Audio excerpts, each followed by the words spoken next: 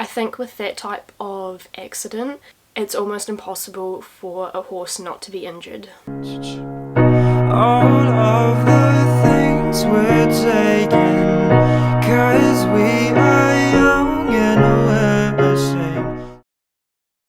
The biggest video on my channel is the story about my riding accident. It has almost 1 million views, and the most frequently asked question is, how is Splash and what happened to Splash?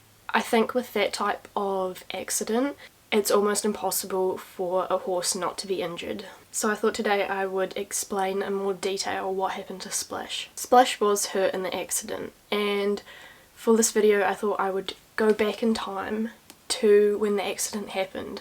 So while I was being looked after in the ambulance and then taken to hospital, a family friend was also competing at the show and they took Splash home with them. They drove our car and our float to their house and they took care of him, put him in a stable. Thankfully, when Mum and the family friend looked over him when the accident had just happened, there were no obvious injuries to him, which was very lucky. So they took him home, got him all comfortable in a stable, got him fed, and just made sure his general well-being was all good. Once I was discharged from hospital, we went and picked him up. Obviously, since I was injured in the accident, I wasn't able to ride him for a number of months, so that gave him a lot of time to recover. Within the first week of when the accident happened, we got our chiropractor to come out and check over Splash. She did her job and looked over him, and from memory he was out in his poll, some areas on his neck and some areas on the left side of his back, but nothing super serious and nothing that couldn't be treated and fixed. We had her come out for a few treatments on him to get him feeling all nice and happy again. It wasn't anything that she was unable to treat, and we didn't need any like medication or anything like that for him. It was more just muscular. During the first couple of weeks we also like trotted him out and made sure he wasn't lame or anything, which was very lucky. So with the injuries that he did have, he was able to make a full recovery, and those injuries to his neck and back haven't affected him in any way. And since however many years it's been, we haven't had any problems with those old injuries popping up again or anything like that. But obviously, because of the accident, both mine and Splash's confidence on cross country has been knocked, and we definitely haven't been back out on the cross country like we used to. And I made the decision to swap to show jumping and show hunter because I don't really like cross country anymore. I love going over roll tops and logs and water jumps and stuff, but anything else I'm an absolute wimp. So after the accident, he had some time to recover, and like I said in the video, we went back out and started competing again in show jumping and dressage and show hunter, and I've been competing him and riding him ever since. And then a few years ago we started to notice that he developed a bit of a head flick. This only happened in the summer. Because it only happened in summer, we thought that it was just the bugs that fly around in the summer and the heat that irritated him. But over the next year or so it kind of developed and was happening the whole year. So a year or two ago we got the same chiropractor out to have a look over him to make sure it wasn't anything muscular or like structural, like to make sure he wasn't out anywhere and to rule that out as the cause of the head flick. She checked him, she said he wasn't out anywhere, and instead she believes that he has head shaking syndrome. The reason why she thinks that might be what he has, the things that do trigger the head flick are in line with the head shaking syndrome. And she also said something that was quite interesting, where normally horses will develop a head shaking syndrome when they're young, and Splash had never shown any sign of the head flick prior to the accident.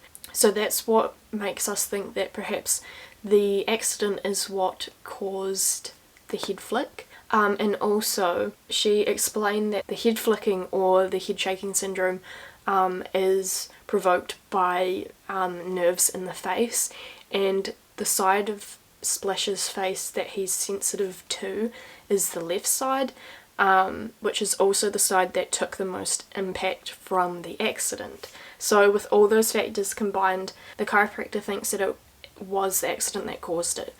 We also had the vet out to do some blood tests and check to make sure it wasn't anything to do with his eyes or his nose or his ears. And the blood test confirmed that he wasn't like deficient in anything, and he wasn't having an allergic reaction to anything in the ear, because that can also sometimes provoke a horse to be quite head flicky. And so yeah, with all of those factors combined, we were kind of able to come to the conclusion that he definitely did have head shaking syndrome, and that the accident may have been the trigger that caused it. So yeah, I've learned a lot about the head shaking syndrome, and I'm able to better manage it now, which is great, but it's still something that he struggles with. So I have to be very careful about what he gets fed, like his environment, because there are environmental triggers to it. But that's kind of a whole other topic, which I'm not really sure if anyone wants me to talk about or not. But long story short, the main injury that Splash got from the accident, we think, is his head shaking syndrome, which took a couple of years to develop, which is quite interesting. Splash is most definitely still alive. We most definitely still own him. I most definitely still ride him, and I most definitely still compete him.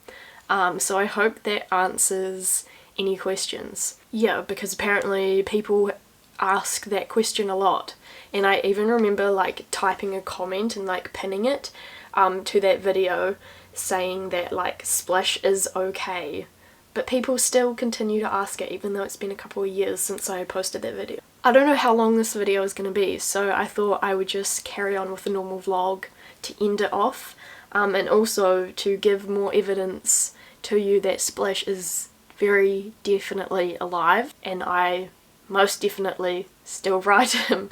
So let's go outside. This is horrible lighting, but I'm gonna go get Splash and tack him up, and we will go for a ride. I hope this provides some solid evidence that Splash is alive and we do own him. And just so you know, it's Thursday the 11th of June. This is not a conspiracy. Also, welcome to the tack room.